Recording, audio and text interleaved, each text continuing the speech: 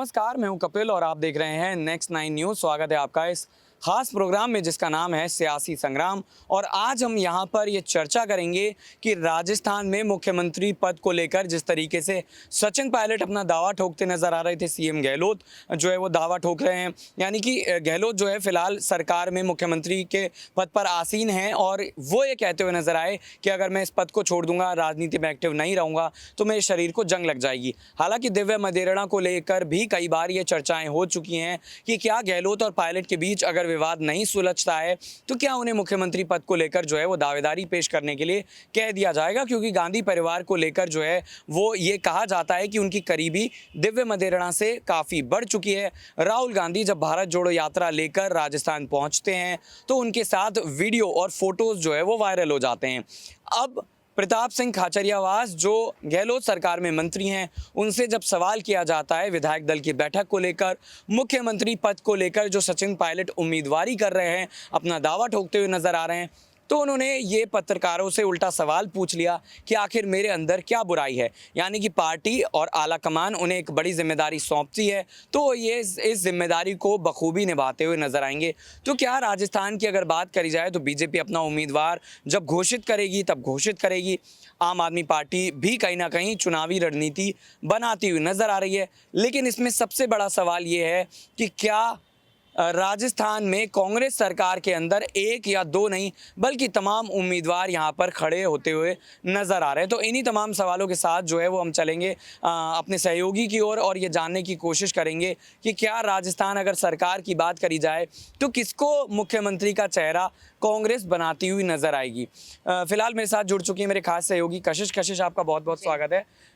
जो मंत्री हैं प्रताप सिंह खाचरियावास, उनका जो कहना है वो ये कह रहे हैं कि मेरे अंदर क्या बुराई है, मैं भी ये जिम्मेदारी निभा सकता हूँ। तो अब कांग्रेस के अंदर जो है वो बहुत सारे देखा जाए यहाँ पर तो नॉर्मल सी बात है कि हर कोई सीएम बनना चाहता है, हर कोई बड़ा पद चाहता है। और जिस तरीके से खाचरियावास ने जो इतनी बड़ी स्टेटमेंट दी कि वो भी तो सीएम बन सकते हैं, उनमें क्या कमी है, तो ये कहीं ना कहीं पार्टी में बगावती सुर वाली बात हो जाती है। और आपको मैं बता दूं यहाँ पर कि आपको याद हो कि महाराष्ट्र में भी कुछ ऐसा ही हुआ था। जिस तरीके से यहाँ पर पार्टी में अंतर्कलह चल रही थी, यहाँ पर सुगबुगाहट सुनने को मिल रही थी। शरद पवार ने पहले यहाँ पर सचेत किया था लेकिन उद्धव ने इग्नोर किया। तो वही चीज यहाँ राजस्थान में भी हो रही है। इस चीज की जानकारी यहाँ पर रंधावा ने भी दी कि पार्टी में कहीं ना कहीं इस तरीके की बगावती सुर देखने को मिल सकता है, तो संभल जाना चाहिए। लेकिन यहाँ पर खाचरियावास जो लगातार एक समय पर पायलट के साथ नजर आते थे, फिर एक समय ऐसा है जब गहलोत के साथ नजर आते थे, फिर उसके बाद फिर से पायलट से जब कुछ महीने पहले मुलाकात हुई थी उसके बाद पायलट के ही गुणगान गा रहे हैं। आज वो खुद सीएम बनने की बात करें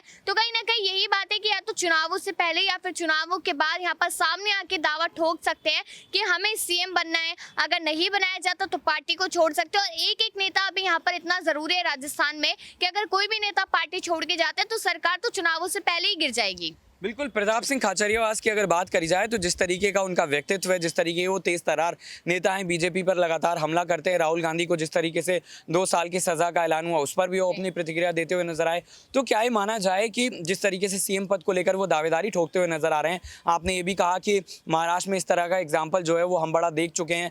माना जा सकता है क्या वो बीजेपी जो भी तमाम पार्टियां हैं पॉलिटिकल उनमें जाते हुए नजर आ सकती है, क्योंकि उनका जो प्रभुत्व है, जो उनका आक्रामक रवैया है वो काफी ज्यादा निकलता हुआ नजर आ रहा है। देखिए यहाँ पर कि अभी तो ये नहीं कहा जा सकता है कि वो बीजेपी में जाएंगे या आम आदमी पार्टी में जाएंगे, क्योंकि अभी राजस्थान में कांग्रेस पार्टी के पास कोई भी नेता बाहर निकलता है पार्टी से तो उसके पास बहुत सारे ऑप्शन है, वो किसी भी पार्टी में जा सकता है। लेकिन मुझे ऐसा लगता है कि शायद खाचरियावास में भी इतना पावर है, इतना रुतबा है कि वो एक अपनी अलग पार्टी बना सकते हैं और यहाँ पर वो कहीं ना कहीं कांग्रेस पार्टी को चुनौती दे सकते हैं। लेकिन अगर उनकी पार्टी बात मान लेती है, अभी देखिए उन्होंने एक स्टेटमेंट दिया, उन्होंने पूरी तरीके से नहीं कहा कि मुझे आपको सीएम बनाना ही पड़ेगा। अगर वो ये कहते तो शायद पार्टी को फिर इस पर सोचना पड़ेगा। पायलट की अगर बात की जाए, पायलट को सीएम बनना है, उनके समर्थक लगातार कह रहे हैं, लेकिन पायलट ने एक बार भी आकर सामने से नहीं कहा कि मुझे सीएम बनना है। आपको बनना है तो आप कहिए, लेकिन आप कहते नहीं है तो पार्टी कहां से आपकी बात को सुनेगी। तो नॉर्मल सी बात है कि यहाँ पर खाचरियावास अगर इन फ्यूचर ऐसा होता है कि पार्टी को छोड़ते तो शायद कहीं ना कहीं बीजेपी ही सोचेगी उन्हें अपने पार्टी में लेने का, क्योंकि वो काफी ज्यादा वरिष्ठ नेता भी है और काफी ज्यादा अनुभवी भी है। और यहाँ पर पीसीसी चीफ के साथ भी वो काम कर चुके हैं, तो नॉर्मल सी बात है कि खाचरियावास को बीजेपी ले सकती है, आम आदमी पार्टी तो नहीं लेगी शायद। बिल्कुल। और अगर एक और यहाँ पर जो बड़ा सवाल है वो ये खड़ा होता है कि सुखजिंदर सिंह रंधावा ने ये कहा कि जो विधायक दल की बैठक है वो एक बार फिर बुलाई जा सकती है अगर विधायक चाहते हैं। तो पिछली बार विधायक दल की जब बैठक बुलाई गई थी, क्या कुछ हुआ था हम ये कई बार आपको बता चुके हैं।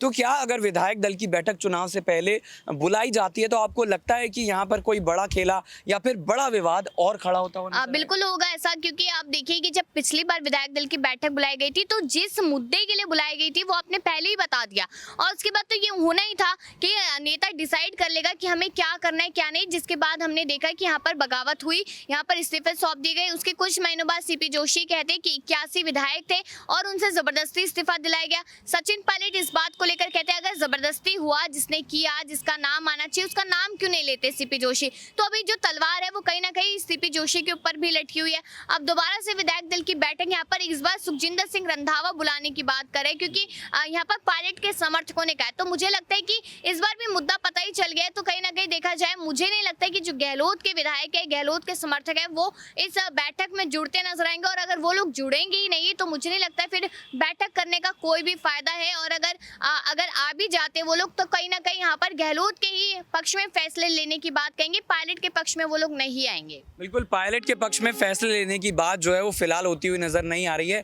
और यहाँ पर अगर हम देखें राजस्थान की अगर बात करी जाए तो सुखजिंदर सिंह रंधावा जो है वो बड़े वरिष्ठ नेता हैं। मल्लिकार्जुन खड़गे हैं, राहुल गांधी हैं, प्रियंका गांधी हैं और सोनिया गांधी ने भी अभी संन्यास सक्रिय रूप से राजनीति से नहीं लिया है। तो लगभग ये 5 नेता जो हैं वो हम देख सकते हैं। लेकिन बावजूद इसके जो है वो कोई बड़ा फैसला नहीं होता है। ये फैसला अगर ये भी हो जाता है कि चलिए गहलोत जो है वो मुख्यमंत्री पद पर आने वाले कई सालों तक ऐसे ही रहने वाले हैं, चुनाव में अगर हार होती है तो बात अलग है। तो आपको क्या लगता है कि कांग्रेस पार्टी जानबूझकर इस तरीके का ऐलान नहीं कर रही है ताकि अगर पार्टी में पहले टूट होती है चुनाव से पहले तो वो ना हो? देखिए, अनाउंसमेंट तो हो ही चुकी है एक तरीके से। इंस्टाग्राम पर जो पोस्ट यहाँ पर शेयर किया गया था जिसमें लिखा था मुबारक हो गहलोत जी 23 से 28 का सफर। तो कहीं ना कहीं ये बात यहाँ पर साफ हो चुकी है कि अगर चुनाव के तौर पे नेतृत्व में तो गहलोत के चुनाव लड़ा जाएगा और गहलोत ही मुख्यमंत्री बनेंगे अगर चुनाव जीत जाते हैं। लेकिन इस बात को अभी ऑफिशियली इसलिए नहीं कहा जा रहा है, अनाउंसमेंट भरे मंच से इसलिए नहीं की जा रही, क्योंकि अगर ऐसा होता है तो यहाँ पर पायलट के समर्थक, उनके विधायक पार्टी को छोड़ते नजर आएंगे और इससे कहीं ना कहीं कांग्रेस पार्टी को चुनावों से पहले नुकसान होगा और बीजेपी इसमें सेंधमारी करती नजर आएगी। बिल्कुल, पायलट को लेकर जो है हमने चर्चा करी और ये जानने की कोशिश करी कि क्या वो मुख्यमंत्री पद के सिर्फ दावेदारी बने रहेंगे या फिर कभी मुख्यमंत्री बनते हुए नजर आएंगे।